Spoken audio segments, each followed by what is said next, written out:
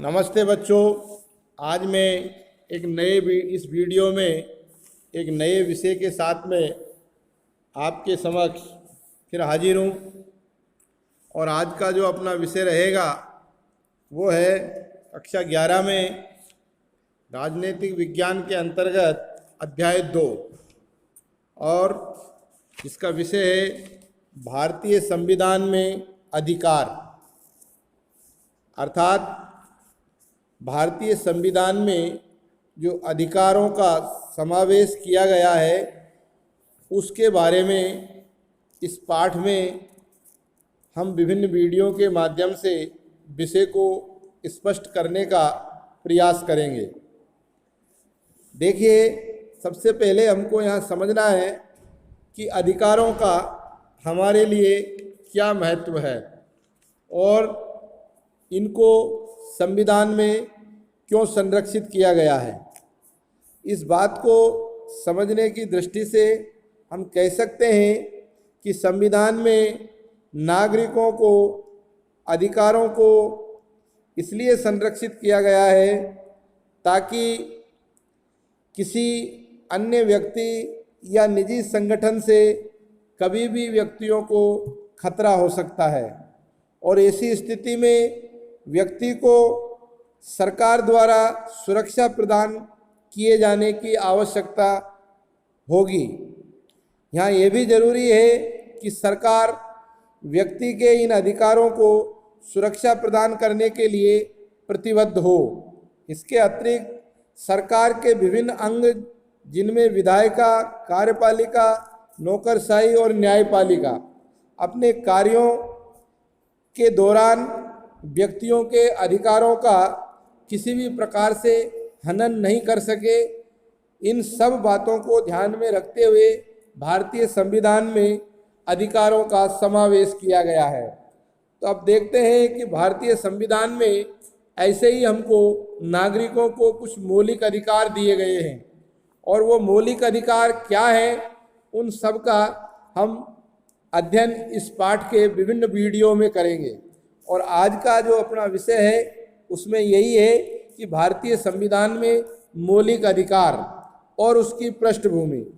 अब इन मौलिक अधिकारों की उत्पत्ति संविधान निर्माताओं ने किस प्रकार से की, इन विचारों का समावेश उनके ध्यान में किस प्रकार से आया, तो अपन देखते हैं भारतीय संविधान में मौलिक अधिकार। इसके लिए आप वीडियो को अंत तक देखेंगे तब पूरा विषय हमारे समझ में आ सकता है। देखिए, मौलिक अधिकारों का दृष्टिकोण को अपनाने के पीछे जो उद्देश्य है वो इस प्रकार से है कि स्वतंत्रता संघर्ष के दौरान स्वतंत्रता आंदोलन के नेताओं ने इन अधिकारों के महत्व को समझा था, और उस समय की ये मांग भी थी कि अंग्रेज शासकों को जनता के अधिकारों का आदर करना चाहिए। इसी दृष्टिकोण से 1928 में मोतीलाल नेहरू की अध्यक्षता में एक समिति का गठन किया गया, और उस समिति का गठन या उस समिति का नाम दिया गया अधिकारों के एक घोषणा पत्र की मांग उस समिति ने उठाई। अर्थात मोतीलाल नेहरू की अध्यक्षता में जो समिति बनी, उन्होंने ये अंग्रेज सरकार के समक्ष मांग रखी कि हम नागरिकों के कुछ अधिकार होने चाहिए और उसकी घोषणा आपको करनी चाहिए। अतः ये स्वाभाविक था कि स्वतंत्रता के बाद संविधान निर्माण का जब कार्य प्रारंभ हुआ या संविधान निर्माण की जब बात आई, तो उस दौरान संविधान में अधिकारों का समावेश करने और उन्हें सुरक्षित व संरक्षित करने पर संविधान सभा के या संविधान निर्माताओं के बीच में एक राय थी। क्यों थी? क्योंकि देश आज़ाद हो गया, अब हमारा अपना संविधान है, अपनी सरकार होगी, तो निश्चित रूप से यहाँ पर नागरिकों के अधिकारों की रक्षा और सुरक्षा भी होगी। इसीलिए भारतीय संविधान में उन अधिकारों को सूचीबद्ध किया है और वो अधिकार है जिन्हें हम व्यक्तिगत सुरक्षा के लिए महत्वपूर्ण मानते हैं। और ऐसे ये जो अधिकार संविधान में सुरक्षित और संरक्षित किए गए हैं उनको हमने एक नाम दिया है मौलिक अधिकार, अर्थात मौलिक अधिकारों की संज्ञा दी गई है। अतः भारतीय संविधान में नागरिकों को कुछ मौलिक अधिकार दिए गए हैं। जैसा कि ये बात नाम से स्पष्ट है कि मौलिक अधिकार क्या है और इनका दृष्टिकोण परिप्रेक्ष्य की दृष्टि से किस प्रकार से है, इसको अपन समझने के लिए वीडियो के आगे के भाग में विस्तृत रूप से देखते हैं। मौलिक अधिकार अत्यंत महत्वपूर्ण है और इसीलिए इन्हें संविधान में जोड़ा भी गया है और इनकी सुरक्षा के लिए विशेष प्रावधान भी संविधान में बनाए गए हैं।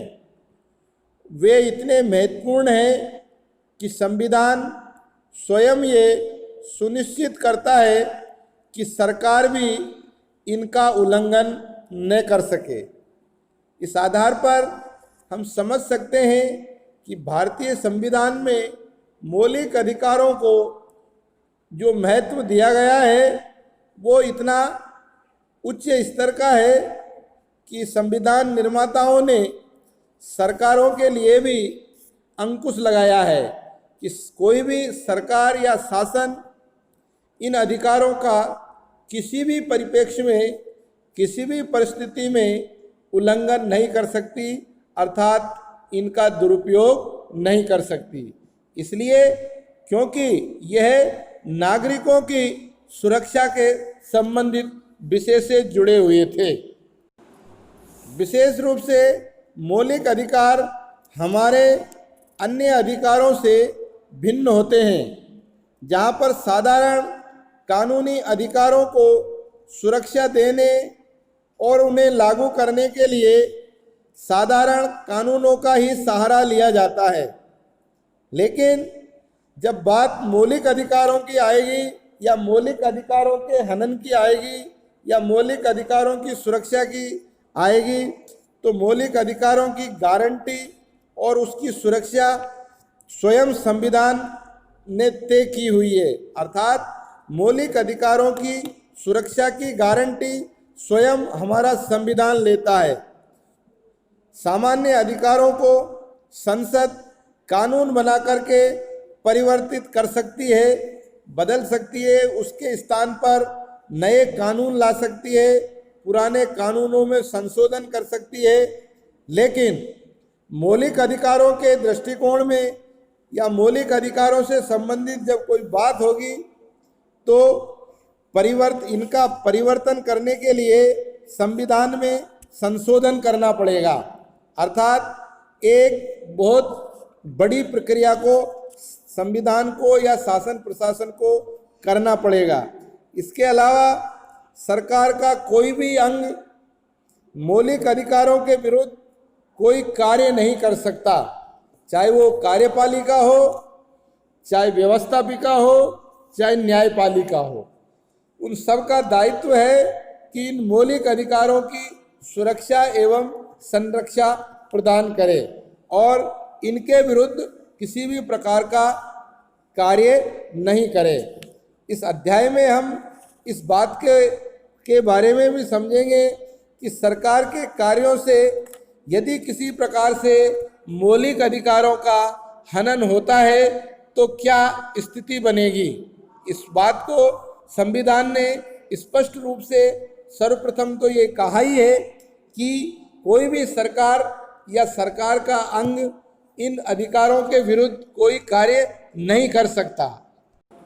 लेकिन फिर भी यदि सरकार के किसी अंग के द्वारा इस प्रकार की स्थिति पैदा होती है या कोई इन अधिकारों के ऊपर हनन की बात आती है तो उसे रोकने की शक्ति या उसे रोकने का जो अधिकार या उसी की अनुपालना कराने का जो दायित्व है वो न्यायपालिका के पास सुरक्षित रखा है। और न्यायपालिका का ये दायित्व है कि वो नागरिकों के मौलिक अधिकारों को संरक्षित रख सके। इसी दिशा में चाहे विधायिका हो या कार्यपालिका के किसी कार्य या निर्णय से यदि कभी इन मौलिक अधिकारों का हनन होता है या उन पर किसी प्रकार का अनुचित प्रतिबंध लगाया जाता है तो न्यायपालिका उसे अवैध घोषित कर सकती है, अर्थात इस प्रकार के प्रतिबंध और बनाए गए कानूनों को निरस्त भी कर सकती है।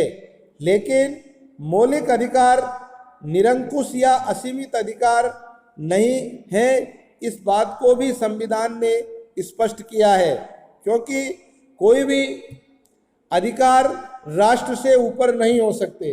राष्ट्र की सुरक्षा के संदर्भित अगर इन अधिकारों को रोकना पड़े तो इसके लिए सरकारों को कुछ हद तक छूट भी दी गई है। इस प्रकार से सरकार मौलिक अधिकारों का प्रयोग औचित्यपूर्ण रूप से प्रतिबंधित करके रोक सकती है, लेकिन ये रोक या ये प्रतिबंध एक अस्थायी परिप्रेक्ष्य के रूप में हो सकता है, ये स्थायी नहीं हो सकता। इस आधार पर हम कह सकते हैं कि भारतीय संविधान में मौलिक अधिकारों को समावेश करते समय इस बात का पूर्ण ध्यान रखा गया है कि ये अधिकार केवल नाम मात्र के नहीं रह सके, बल्कि ये नागरिकों के बीच में एक व्यक्तिगत आस्था और इसके प्रति सुरक्षा की भावना पैदा हो, इस बात पर खरे उतरने चाहिए। और इसी बात को ध्यान में रखते हुए संविधान निर्माताओं ने हमारे संविधान में नागरिकों को 6 प्रकार के मौलिक अधिकार दिए हैं। और वो 6 प्रकार के मौलिक अधिकार कौन कौन से हैं, जिसमें पहला है समता या समानता का अधिकार, दूसरा है शोषण के विरुद्ध का अधिकार, तीसरा स्वतंत्रता का अधिकार, चौथा धार्मिक स्वतंत्रता का अधिकार, पांचवा सांस्कृतिक और शैक्षिक अधिकार और छठा है संवैधानिक उपचारों का अधिकार। अब ये जो 6 प्रकार के अधिकार हैं, इनका किस प्रकार से प्रयोग किया जाता है, इनको संरक्षित रखने के लिए संविधान में क्या क्या विधियां हैं या कौन कौन सी व्यवस्थाएं हैं और किस अनुच्छेदों के अंतर्गत इनकी सुरक्षा की बात संविधान में वर्णित है, इस बात को समझने के लिए आप मेरे आगे आने वाले वीडियो को देखेंगे। उसमें प्रत्येक अधिकार के बारे में अपन अलग अलग विश्लेषण करेंगे और हर अधिकार की विषय वस्तु को स्पष्ट करने के लिए मेरे आगे आने वाले वीडियो को आप ध्यानपूर्वक देखिए। तब तक के लिए इस वीडियो को लाइक और सब्सक्राइब करिए।